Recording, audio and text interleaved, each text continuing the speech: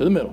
1, 2, 3, 4. There we go. À 58 ans, Mike Tyson affiche un physique surnaturel.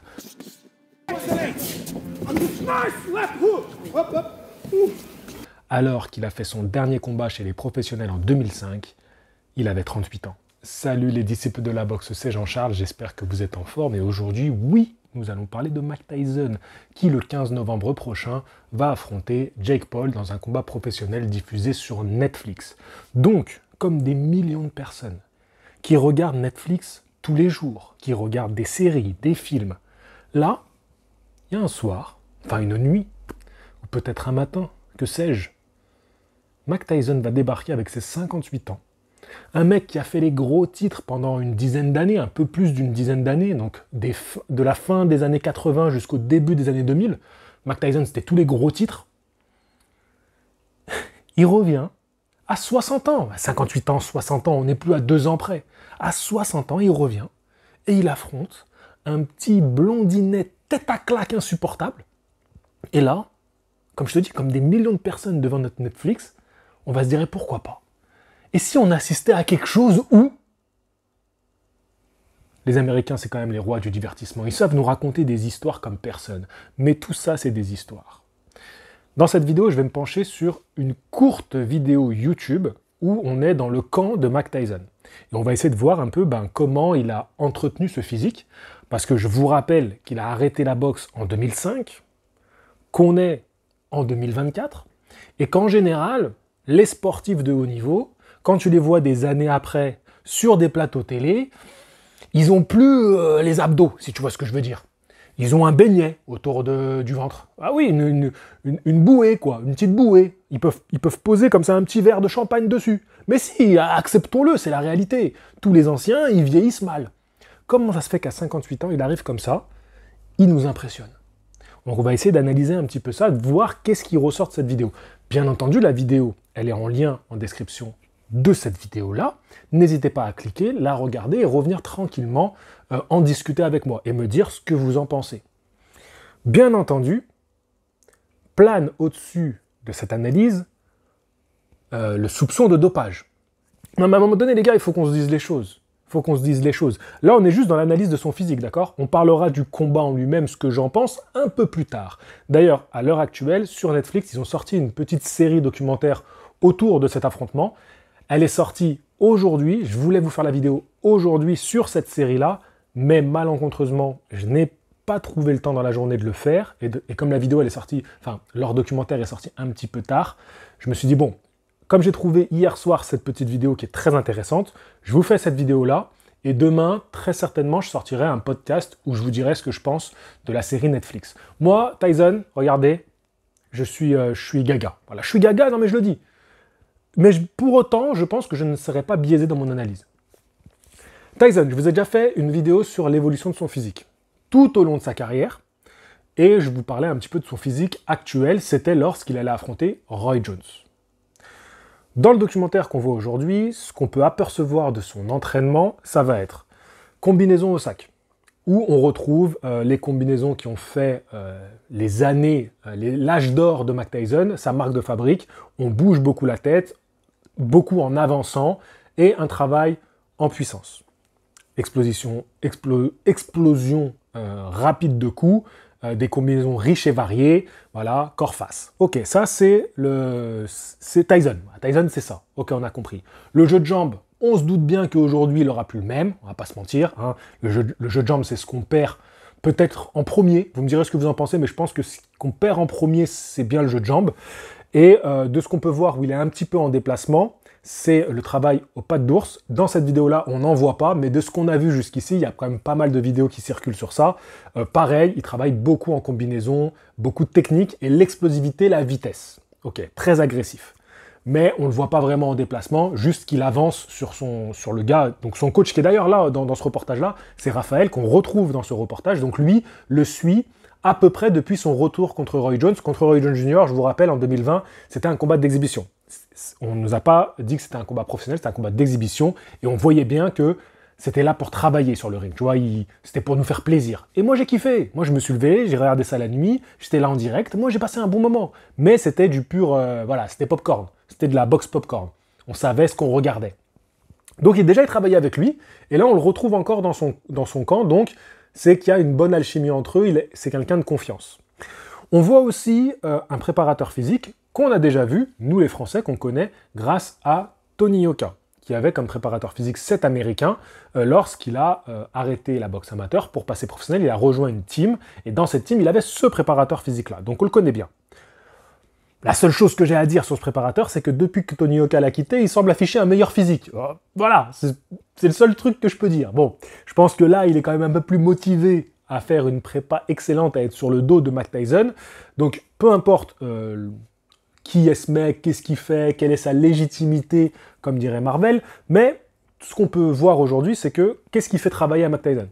Donc, on peut le voir travailler. Donc, il y a une petite séance de sparring, mais comme on voit rien du tout, je vais même pas en parler, parce qu'on ne sait pas.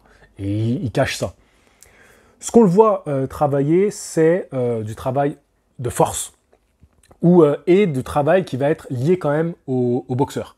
Donc les squats, vous voyez les squats, il lève les genoux, il est lesté, et il va renforcer son dos et un peu plus le haut des pecs, les épaules, voilà. Donc tout ça en fait c'est quand même un travail musculaire qui est lié au boxeur, tu vois, qui est adapté au boxeur, et en plus, il y a un travail en force, parce que ce qu'on veut, c'est que Tyson conserve cette force.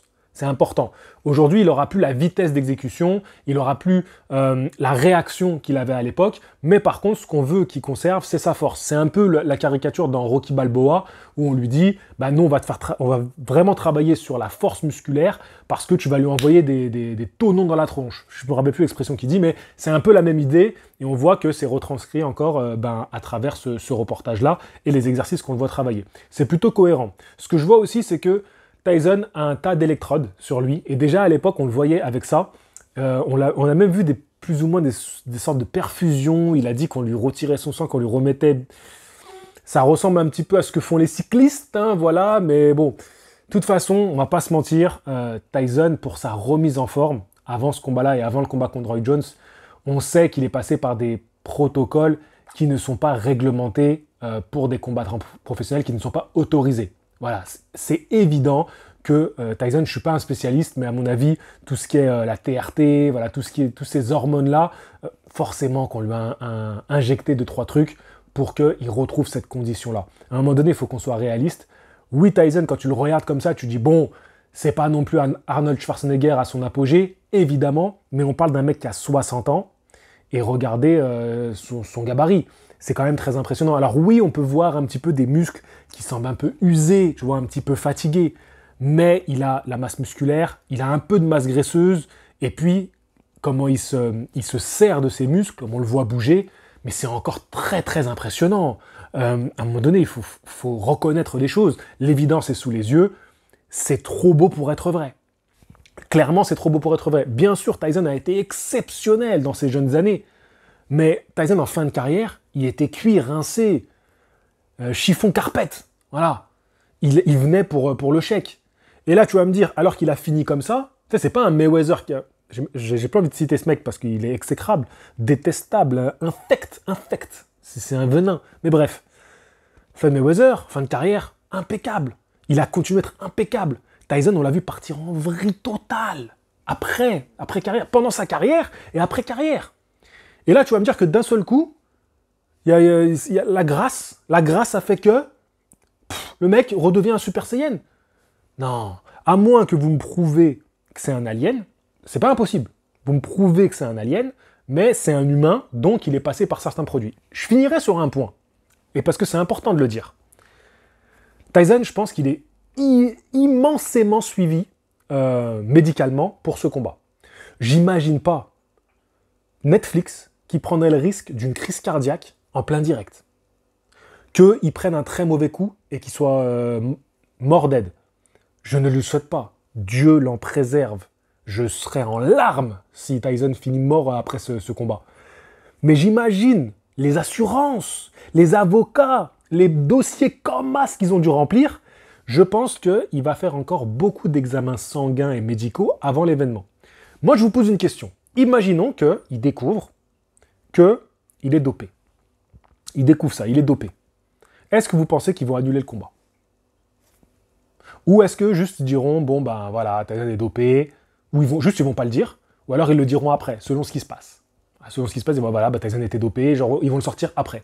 C'est impossible qu'ils ne le sachent pas. Pour moi, c'est impossible qu'ils ne le sachent pas.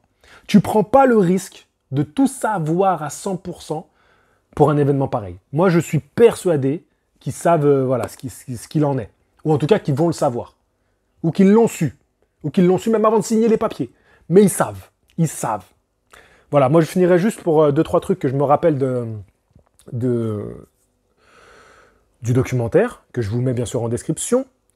Ce que j'aime bien, c'est que c'est un tout petit comité autour de Mike Tyson. Donc on le protège. J'ai l'impression qu'il y a comme une forme de bulle autour de lui. Donc je le sens quand même dans un climat qui est bien pour lui, qui est bon pour lui.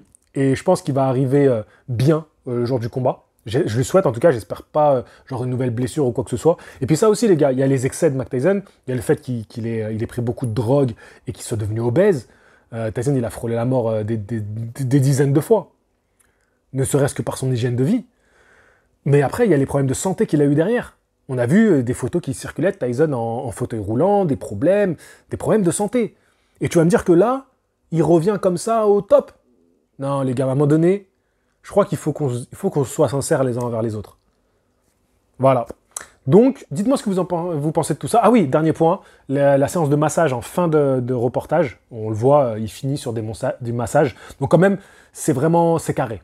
Ça, c'est pas n'importe quoi. Je pense que là, il se prépare mieux que pour ses derniers combats professionnels. Vraiment, je pense que la préparation qu'il a eue pour son dernier combat contre l'Irlandais, qu'il l'a éteint, aujourd'hui, je suis persuadé qu'il se prépare mieux. Et même physiquement, c'est presque un peu plus propre. Un peu plus propre. Il était à 105 kg lors de son dernier combat, un peu plus massif. Je me demande à quel poids il va être. Peut-être qu'il sera à 100 ou un petit peu moins. Ouais, entre 100 et 105, je pense qu'il sera pour ce combat-là. Voilà, dites-moi ce que vous en pensez de ce reportage, de cette petite vidéo. Et demain, comme je vous le disais, on parlera du reportage Netflix. Et encore une fois, je vous le dis, question divertissement, les Américains, c'est l'eau du panier. C'est haut du panier. C'est incroyable ce qu'ils nous font. Ils nous hype avec des trucs, c'est des trucs de zinzin. C'est pas possible. C'est pas possible de nous hype avec ça. Vraiment, je suis là. Je sais, c'est frustrant parce que d'un côté, je sais que c'est catastrophique vers quoi on va. Et en même temps, je me dis, mais c'est tellement une histoire qu'il me raconte. Je me dis, mais imagine, à un moment donné, Tyson, il éteint Jake Paul. Mais juste, en fait, j'aurais assisté à ça. Malgré tout le cirque qu'il y a autour de tout ça, je sais pas, en fait, je me laisse espérer que il peut se passer ce truc. Tu vois? Il peut se passer ça. Je sais pas. Je me dis, pourquoi pas. Mais après, je suis réaliste, les gars. Voilà. Et commencez pas à me dire, oui, mais Mike Tyson, même à 58 ans, et après quoi? On fait revenir George Foreman? C'est ça? Vous voulez que George Foreman, il prenne une licence et il vienne faire un combat de boxe contre Anthony Joshua? Arrêtez vos bêtises. Arrêtez vos bêtises. Il a 58 ans, les gars. Il est vieux. Il est vieux, c'est tout. Il faut le dire, il est vieux. Et moi, j'ai peur. J'ai peur que ça soit une grosse connerie, ce combat-là. Mais ça, on en parlera dans une prochaine vidéo. Je vous dirai vraiment ce que je pense de tout ça. Sur ce, je vous dis à la prochaine. Fighting. Bye bye tout le monde.